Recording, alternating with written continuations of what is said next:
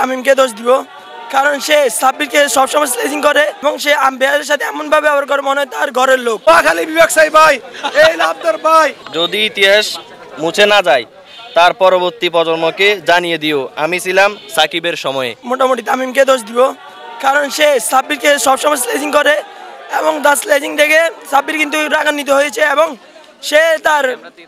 সে আম্পায়ারের সাথে এমনভাবে ব্যবহার করে মনে হয় তার ঘরের লোক। সে এরকম করে এগুলো কি মানা যায় বিপিএল এর মধ্যে?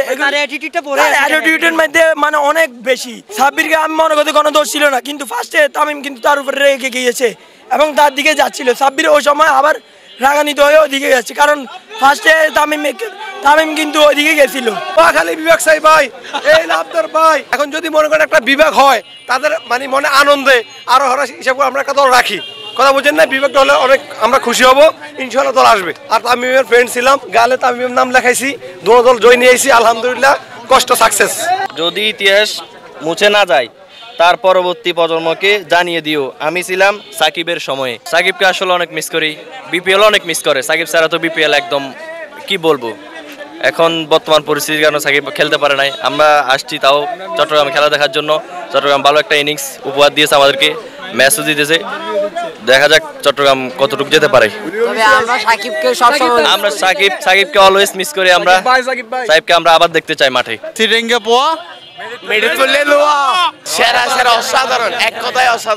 আমরা যে আশা নিয়ে আসছি আশাটা সফল হয়েছে এবং সবচেয়ে বেশি খুশির সংবাদ হচ্ছে কি, আমি গত 3 বছর ধরে এখানে আসতেছি, 3বারে চিটাগং হেরে যাচ্ছে।